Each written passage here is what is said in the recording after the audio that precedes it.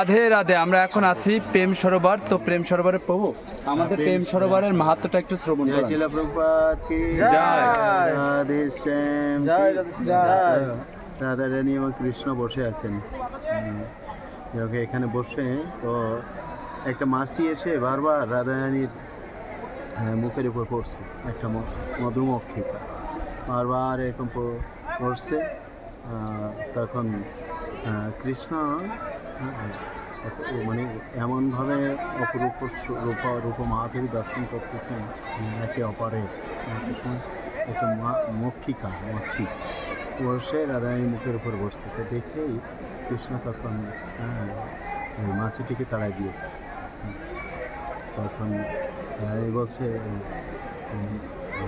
যে মধু চল গিয়া, বলি ভাষা মানে মধু, মধু মানে মাছির আরেক নাম দিয়েছেন, মধুমক্ষিকা। তো বলছেন যে মধু চল গিয়া মানে মধু চলে গেছে। এই তখন এমনভাবে বিভাবিত হয়ে আছেন রাধারানী, এই শব্দটা শুনে যে মধু চল গিয়া মানে আরেকটি কৃষ্ণের আরেক নাম মধুসূদন, তো মধু চলে গেছে এটা শুনেই রাধারানী অযোধ্যায় ক্রন্দন করছে একভাবে। কিন্তু কৃষ্ণ সামনে বসে আছেন এটা অনুভব না, এটা কৃষ্ণ ভক্তির বা প্রীতির এমনই লক্ষ্য, এমন অবস্থা হয়। ভক্ত যখন ভগবানকে ভালোবাসে তখন এমনই অবস্থা হয়। হয়তো ভগবান সামনে রয়েছেন, কৃষ্ণ বলছেন এই যে আমি তো আছি, আমি আছি, কিন্তু অনুভব ওই শব্দটি শ্রবণ করছেন যে মধু চল গিয়া মানে মধু চলে গেছে। বলছেন যে কৃষ্ণ চলে গেছেন এই মনে করছেন।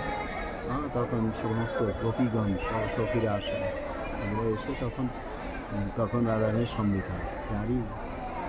কৃষ্ণ তো এখানে আছেন সামনে আছে, এবং রাধারানীর ক্রন্দন এমন দেখে কৃষ্ণ কান্না হয়ে গেছে। রাধা কৃষ্ণের চোখে বিগলিত ধারা, তো চোখের জল, এই জন্য খুব পবিত্র স্থান। এই জন্য এটার নাম হয়েছে।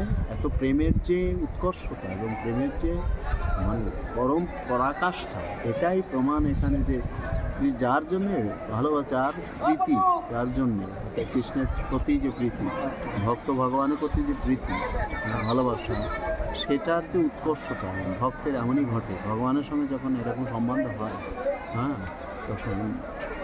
তখন রাধারানীও কাঁদছেন, কৃষ্ণও কাঁদছেন, তাই তাদের চোখের জল।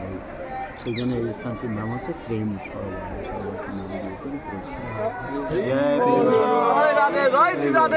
আপনারা সবাই শ্রবণ করলেন এই প্রেম সরোবরের মাহাত্ম্য। আপনারা বৃন্দাবনে আসলে অবশ্যই এই প্রেম সরোবরে আসবেন, কারণ এটা হচ্ছে রাধারানীর চোখের জলের বিগলিত সেই প্রেম সরোবর। হরি হরি বল।